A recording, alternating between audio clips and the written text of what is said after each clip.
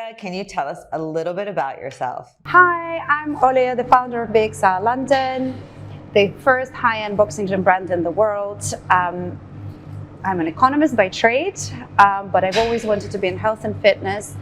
Wellness is one of my biggest passions, so is longevity, and I'm very proud to be building a health and fitness brand. What was your inspiration to start BXR? Where did it all begin? It all began in 2015 when I was enrolled in an MBA degree at Imperial College in London. I was writing my dissertation, and as I was looking over at the market, I realized that the #1 sport in the world at the time, the most popular trend in fitness, was boxing. And as I did my research, I realized that boxing actually originated from the UK. The rules of boxing were written, the Queensberry rules of boxing, they're used to this day, were written in London. And the first ever recorded fight was between a butcher and a butler of a lord, also in the UK. So what I wanted to do is create a London born and bred brand,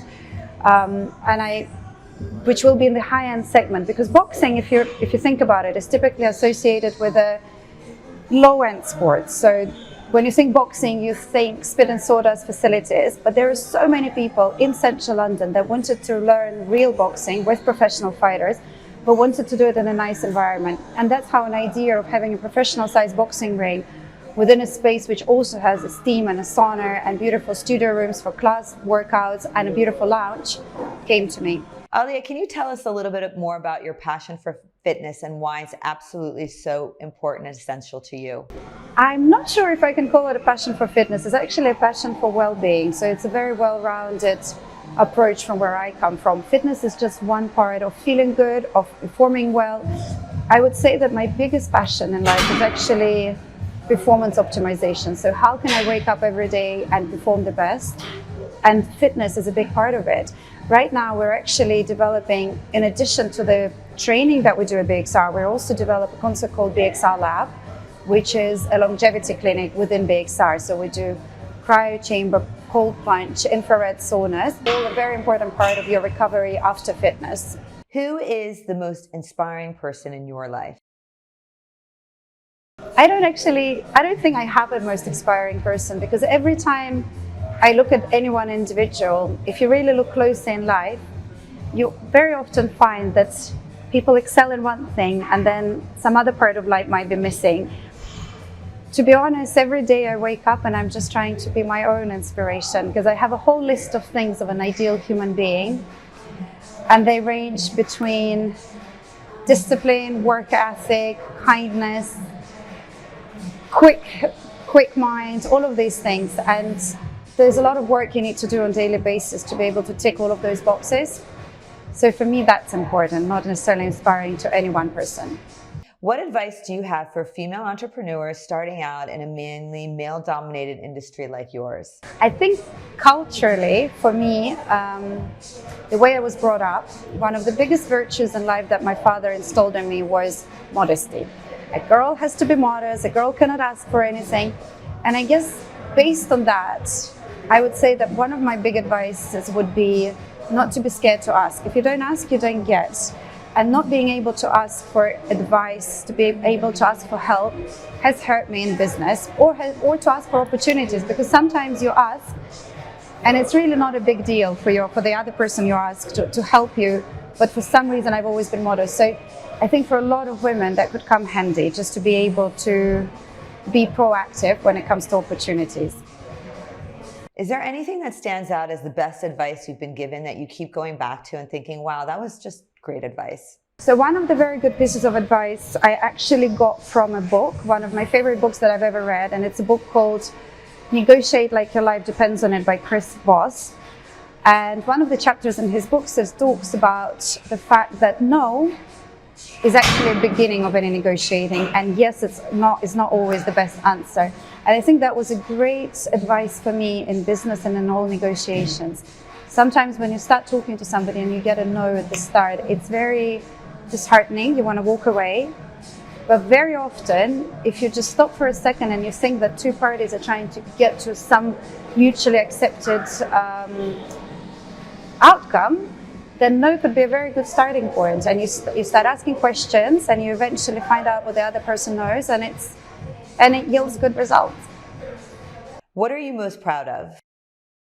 I am most proud of my multitasking abilities, the ability to break up my day in the right way, wake up early, spend some time with the kids, and then come to work, and also continue building the brand that I really want to become a global brand. What does being a strong woman mean to you? I think for me, the word strong very much means resilient. So a strong human, whether female or male, is actually somebody with a lot of resilience. It's not somebody who doesn't cry, or who doesn't feel like a failure from time to time, or somebody who doesn't need to take time off when they feel sick. It's somebody who can recuperate quickly, come back to work, come back to negotiating table, and continue doing what they're doing. That's what strength is to me. What do you think is the best skincare secret you've ever received? Mariam might not like that. I'm a huge fan of MZSKIN. I used the gold mask just last night, and I use a couple of other serums on a daily basis.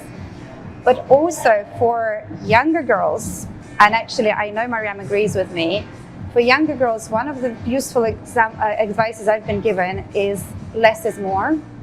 When you have a young, beautiful skin that doesn't need overstimulation, sometimes a very simple and straightforward beauty routine as a cleanser and moisturizer is absolutely enough up until you're 30 years of age. Is there one thing that you do for yourself daily for self-love, self-care, well-being? Actually, for me, my self-love is expressed from taking the time, actively taking time out of my day for a self-care routine, for my beauty routine. Somebody asked me recently, what is the one thing that you like to do at home and you would hate to be disturbed? And it took me a while to understand what that was, and I came up with two things.